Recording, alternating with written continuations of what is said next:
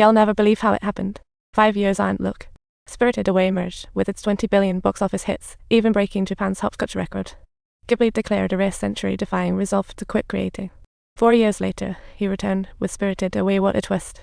He not only grossed 30 billion at the box office, but also won the 75th Oscar for Best Animated Feature, had two big fish eating little fish. Over 60, Ghibli declared his life perfect, vowing this his last retirement. Who'd believe him? Lying's his trademark.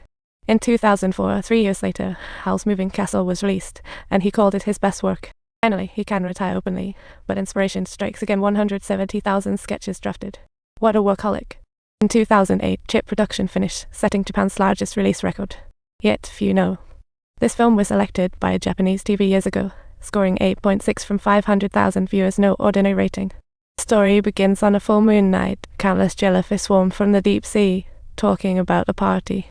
The mother shark produced a golden bubble, with Fujimoto inside breeding jellyfish. Dropping the live water, the air balloon spot glowed with rainbow hues, like a party. Once human, Fujimoto dreamed of recreating the ancient ocean, while a red fish girl peeked out of the boat, very sneaky. Noticing her dad was distracted, she dove into a little jellyfish, then floated gently onto a big one, a real jellyfish. Moonlight shone through the sea like a blue skylight. The girl smiled, closing her eyes blissfully. The girl floated to a seaside town, spotting a red-roofed house on a cliff, where a sun-kissed boy ran out with his beloved toy boat like a character straight out of a TV drama. Just as she got lost in thought, little fish began to leap out of the water, panic-stricken.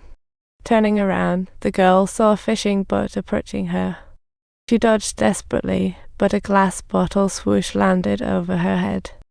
Next thing she knew, she was caught in a fishing net, a real glass bottle heist. She wobbled and lost consciousness. Songjin walked down the cliff and saw something sinking in the shallows. Out of curiosity, Songjin shed his shoes, rolled up his pants, and picked up the bottle underwater to make a wild keychain. Chicken fish, can get them out. Songjin was just about to bring the glass bottle back to the shore when an eerie wave suddenly surged over, resembling an invisible water monster. How strange. Is it dead or something like that? Is that you still alive?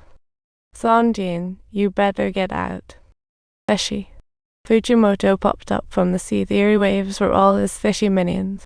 When Fujimoto learned his daughter was taken by a human boy, he panicked and used a bucket to lift the whale, a real undersea dad.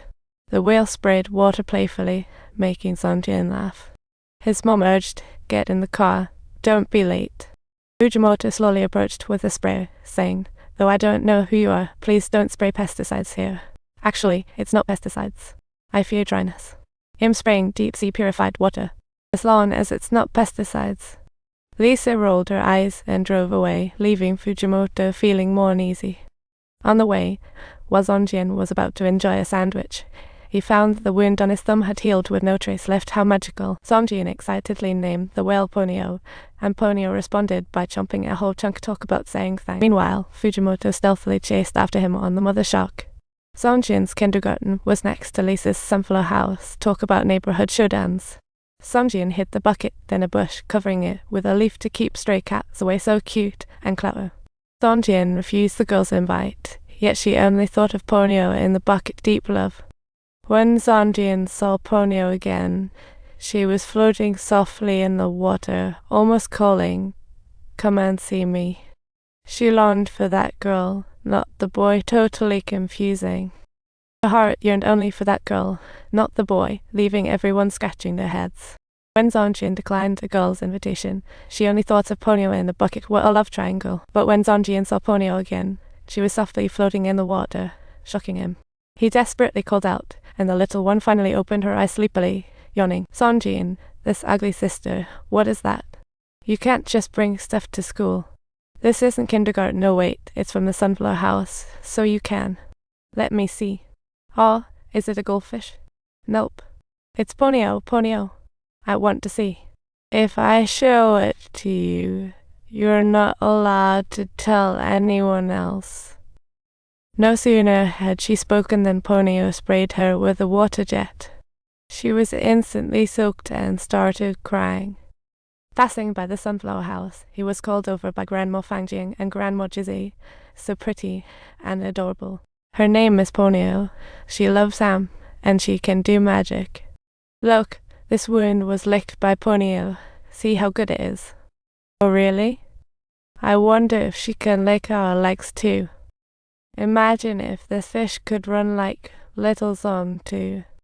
Ugh, isn't that a human face fish? Hurry, put it back in the sea or we'll summon a tsunami.